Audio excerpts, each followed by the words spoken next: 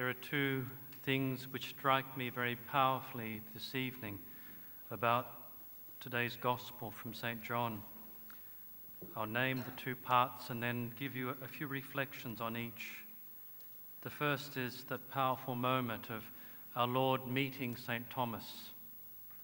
And the second is his comment to him, "You believe because you have seen me. Happy are those who have not seen and yet believe." The remarkable event which we celebrate here is a twofold event. The first is that in the evening of the same day, the first day of the week, Jesus came and appeared to the apostles gathered in the room. Thomas, called the twin, the one whom we now take his name to coin a phrase, the doubting Thomas, was not present. Jesus must have known that Thomas wasn't going to be there. It's hard to imagine that it was coincidental that Thomas wasn't there when the Lord appeared, because so much which has happened in these days has been so given and formed by God, so part of God's providential plan, that Thomas's not being there, I believe, is both for Thomas and for us. Jesus comes, Thomas is not there. And so we know what Thomas says. Thomas speaks according to the man he is. I won't believe you unless I can see the holes that the nails have made, put my finger into the holes, and put my hand into the side. It's a powerful statement. It's a statement which we hear so often today. We live in a world which believes simply in what it can see and touch. We live in a world which believes in what it can own and do. We live in a world which has no place for faith. Thomas very strongly stands for us, stands for so much of the world that we know today. But he stands for something even more than that. Thomas stands in today's gospel as the man that he is. He is the man who will not believe something simply because someone says it. On one level, that's Thomas's strength, because I don't believe in the Easter Bunny. And at one point, I doubted in the Easter Bunny, and that was a part of my growth. So there is a great thing in Thomas, and no doubt this is Thomas's strength. He's probably a man who is a person who trusts. He's a very practical man. He trusts in what he knows. He's not a man who will simply accept in a gullible way what someone else says. And Thomas was probably in the crowd when Jesus died. I saw him die.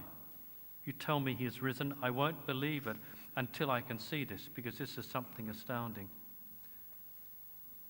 Jesus appears the next time, a week later, 8 days later, today, Sunday, comes in, and Thomas is there. And the first thing Jesus does, is go to Thomas. He spoke to Thomas. He says, "Peace be with you." But immediately after that, he goes to Thomas and meets Thomas in Thomas's doubt. An extraordinary moment. Jesus doesn't berate Thomas and say, "Why did you not believe? I told you so many times on the road to Jerusalem that I must rise. Why didn't you believe Peter? Why didn't you believe John? Why didn't you believe Mary of Magdala?" But Jesus doesn't do this. Jesus comes to Thomas the way Thomas is and meets Thomas in the man that Thomas is, in his weakness and in his strength. I think this is something quite wonderful about Jesus Christ, because Jesus meets me in the man that I am, in my weakness and in my strength. And in the great truth about the spiritual life, my weakness is generally found where my human strength is, because God's ways are different to man's ways. And man's ways, as we find when Peter, in chapter 8 of Mark, chapter 16 of Matthew, when Peter rebukes Jesus and says, "Lord, this must not happen to you. You must not go to Jerusalem and die." Jesus' comment on both instances, "But your ways are man's ways." Yes, what you are thinking is correct humanly. Jesus is not denying the strength of the human position. But if you will be my follower, you must follow me in spirit as well. And we are called to a spiritual life in which we are called to follow in a way which is different. And so often, my human strength is a place of my spiritual weakness. Pride is a good example. We can be proud about many things, and very often the reason for pride is well grounded humanly. Imagine if Bobby Fischer walked around saying, "I'm the worst chess player in the world." It would be quite bizarre, and he has reason to be proud of his chess prowess. And yet that pride in the gift of God will spiritually be what will bring him down. I'm not talking about him, I've never met him, I'm just giving you an example. So Thomas stands there in today's gospel as a person of great ability, and yet it is that ability which is something now which will be his undoing in the following of Christ. But notice what Christ does, and he does it for all of us. In the place of my undoing, in the place of my sinfulness, in the place of my weakness, indeed in the place of the experience of my own personal cross, Jesus walks into the room. He comes and says, "Come, let me meet you in your weakness, because this is who I am. I died on the cross for your weakness, and in my resurrection I will meet you in your weakness." Our Holy Mother, as we call her, St. Teresa of Avila, who's the foundress of my Reformed order, Teresa of Jesus, says in The Way of Perfection, one of the extraordinary books of the spiritual life, she says to her sisters, "You know, sisters," she says, "what you've missed out by not getting married," she said. "When the husband comes home," this is 16th century Spain, "the wife must respond to the husband. If he is angry, she knows what to do. If he is worried, she knows how to greet him. If he is hungry, she knows how to feed him." And she says, "What a slavery you've got yourself out of by becoming a Carmelite nun." But she says, the resurrected Christ meets me that way, not because he has to, but because indeed this is what he wants. The Lord wants to be with me in no way other than the way that I am. And that's what Thomas teaches us today. Thomas could have tried to pretend that what happened didn't happen, and perhaps this is what's going through his mind, but the Lord will not allow it. "I love you as you are, I will meet you as you are." And for us who strive to live the spiritual life, we must not be afraid to stand before the Lord the way we are. And that is the way we are on account of which he died on the cross, as weak, as sinful, as a sinner, as a person who is unable on his own to do the slightest thing for love of God, as a person whose only focus is love of himself. And he comes into that and he touches it. Why? Because like Thomas, I need to know that the Lord loves me as I am, and that I need not be something that I'm not to be loved, because his love for me is so great that everything which I am, except my sin, he treasures and holds dear to himself. The second thing is what Jesus says to Thomas, words which we know so well. "You believe because you can see me.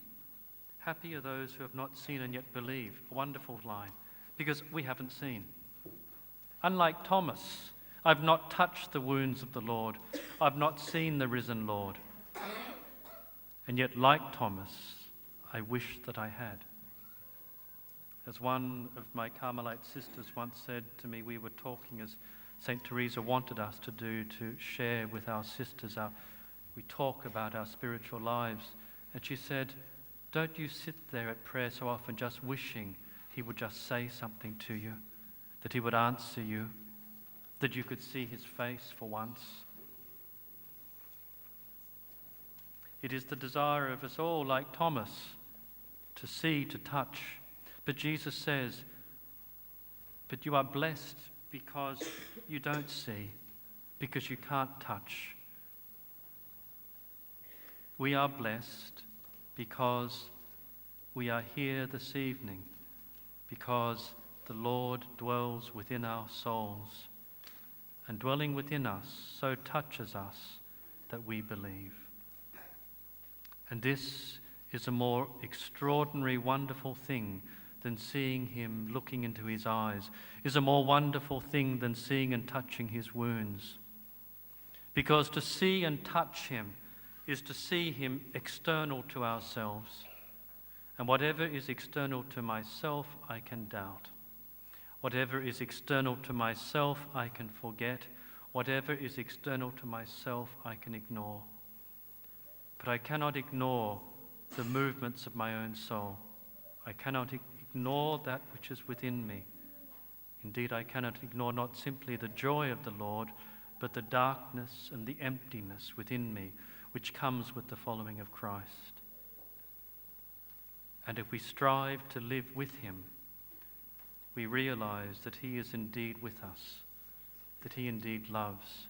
Faith is grounded not simply in an act of faith, but God is so merciful that we can experience within ourselves the touch of Christ which touches the inner depth of our souls.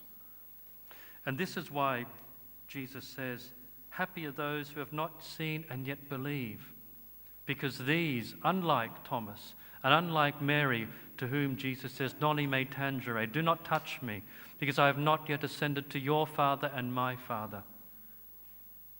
Whatever I can have through my senses is nothing compared to that which I can know within myself.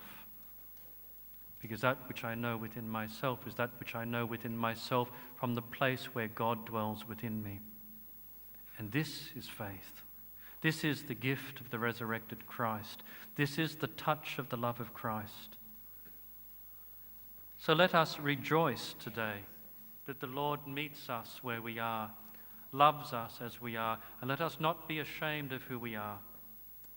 My own novice master once told me, as I shared so much with him about my own struggle to be a Carmelite, he said to me, you will not change. I can assure you all of that. I hear confessions of the people who come to me again and again and again, and they confess the same sins. You will not change, but you will change, because you will know the Lord will meet you where you are, and you will know indeed that he loves you, not for what you can be, but for who you are. And in knowing this love, you will know that this love is something not given to you from outside, but it is a love which, like the living waters which he writes about, as he speaks to the woman at the well, chapter 4 of John's Gospel, it will well up within you, even in the slightest degree. And that knowledge is more wonderful than seeing him 100 times, because that knowledge makes us who we are. That knowledge, that experience constitutes us. And even in the darkest of darknesses, even in the heaviest of crosses, that makes it possible for us to walk in that darkness, in that lack of experience.